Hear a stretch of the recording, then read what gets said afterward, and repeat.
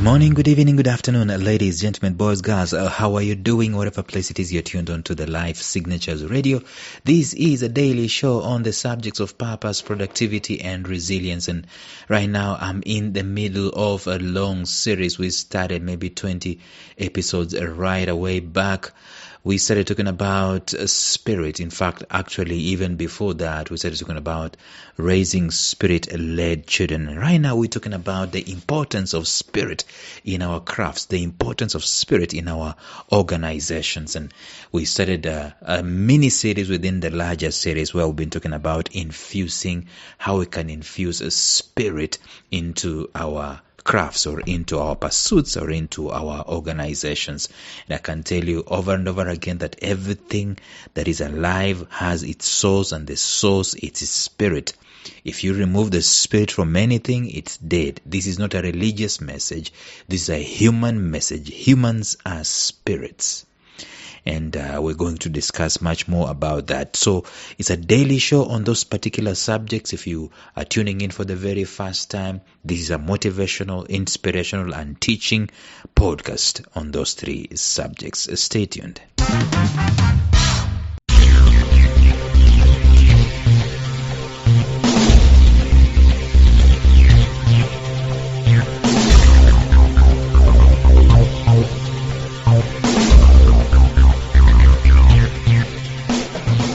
Welcome to the Life Signatures podcast with Lawrence Namale. Lawrence is a life coach, author, and keynote speaker who loves to tackle different topics on purpose, productivity, and resilience. His mission in life is to awaken all your boundless possibilities available in you. Life Signatures podcast is dedicated to bring to reality every single person who knows that deep down in their gut, there's got to be more to life than this. And now, here is your host, Lawrence Namale.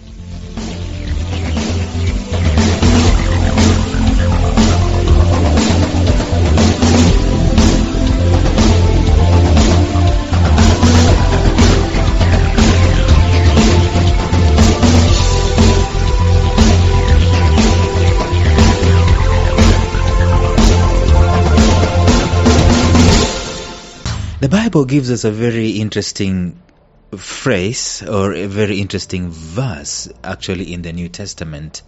The New Testament was actually written mostly by this man called Paul the Apostle. And I think there is a place where he was writing a letter to guys who are living in Galatia. And he called them a name. He called them a name that you wouldn't believe that name is supposed to be in the scriptures. He said, you foolish Galatians. He actually asked them, who bewitched you? You started very well. Who came in and just veered you off the way? You started very well. Come and mess you up. Yet you are on track. And that's what we've been discussing starting yesterday in the episode. We're talking about how can we infuse spirit into our pursuits or into our organizations and into our crafts. And the very first thing that we've said is that you've got to clarify. If you wanted to infuse spirit into your craft, you've got to make clarity. Why are you doing what you're doing? You've got to start by clarifying the reason behind the action. Clarify the spirit behind your pursuit. That is number one. Clarify that spirit. Why are you doing what you're doing? So that you can continue with it. And every time there is an opportunity for you to detour or take a different tangent or a different vector, again there's got to be clarity in there. Why are we changing? Why are we going the other direction? Probably that's what Nokia needed to have done at some point in time when smartphones came. They needed to have asked themselves, why are we doing what we're doing? And if they would have clarified their spirit, the spirit behind their organization, behind their existence, probably they would have found out that, oh, wait a minute, we need to continue doing what we are doing. We need to embrace this new way of doing things. The ultimate spirit direction remains, but the way or the fashion in which we do it is totally different. So the first thing, if you're going to infuse spirit into your organization, I think the first thing before you get started is to know, why are we starting? And if you don't know why you are starting, then you've got to stop all the traffic. In fact, if you do not know why you're doing what you're doing, why do you go to church every Sunday? Why do you go to fellowship every Wednesday?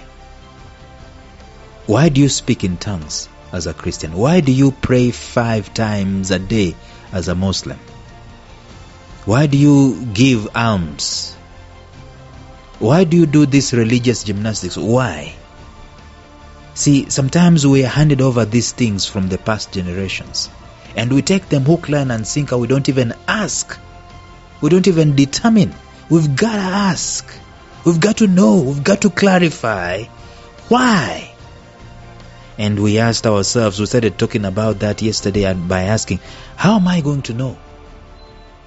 How am I going to know that my why is connected to spirit? And the very first thing we determined yesterday is that you've got to find out that it is about caring for others. As in, ultimately, at the end of the day, people benefit. If all you're doing is largely selfish, chances are that spirit is not involved. Spirit is about conduit. It's a conduit. It uses you as a conduit to bless other people. Uses you as a conduit to grow so that other people can benefit. That's what spirit is about. So if you find a preacher who has started a ministry, so-called ministry, quote-unquote ministry, and you ask yourself, why are they doing what they're doing? Or you just observe and see that at the end of the day, it is benefiting them. Guess what? There is no spirit there. It's selfish. Or chances are that there could be no spirit there. Or chances are they're manipulating. So that's the first sign. And we're not going to go to the second sign yet.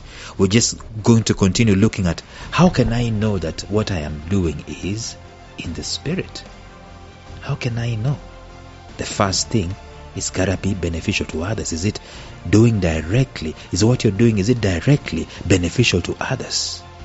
Is what you're doing beneficial to others and enduringly?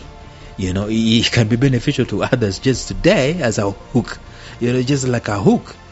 And then for the rest of the 3/4 of the way, it's it's got to be about others directly, primarily, directly, and also enduringly.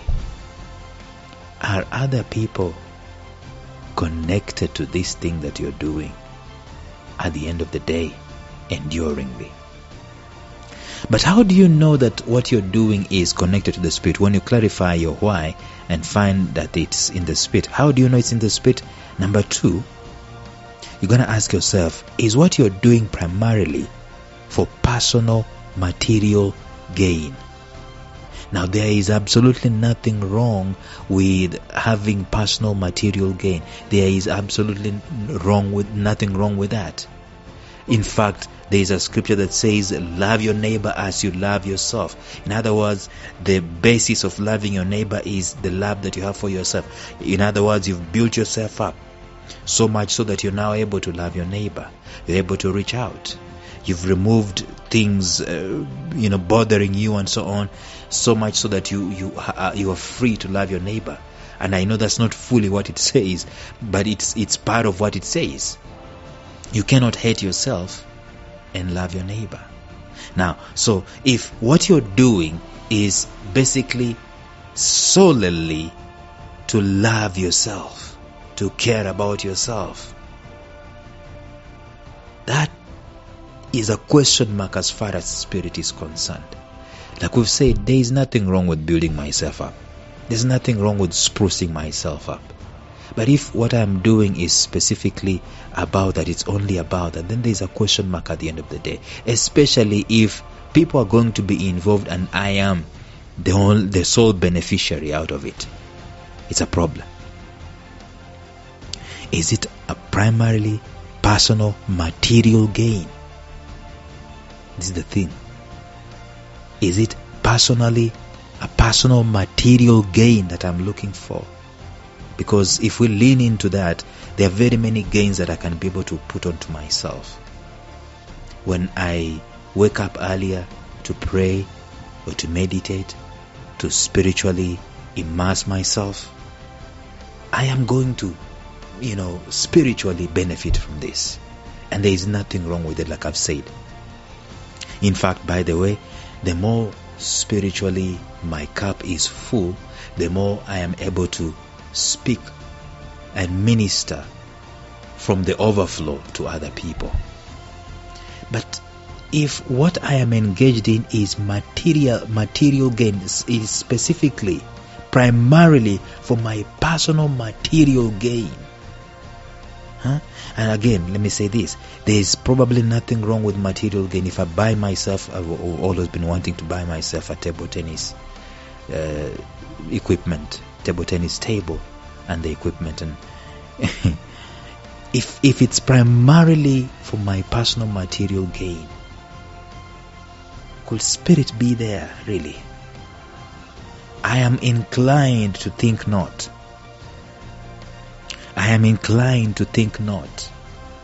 So whatever it is that you're doing, if you're clarifying what spirit is, what the role of the spirit is in there, whatever it is that you're doing, if you find that it is primarily for your material personal gain, then you've got to put a question mark in there.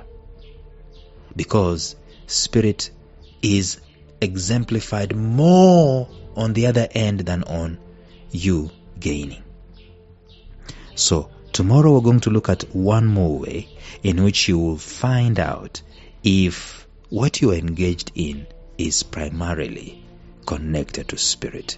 Because we're saying there are different ways of infusing spirit into your craft, and the first way is to clarify, find out if the spirit is behind what you're doing.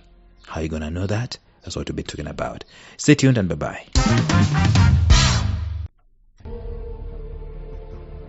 Thank you for listening to Life Signatures Radio. If you enjoyed today's show, subscribe to Life Signatures Radio on iTunes, Stitcher, or visit our website at lifesignatures.libsyn.com. Life Signatures Radio, fresh, clean, and inspiring.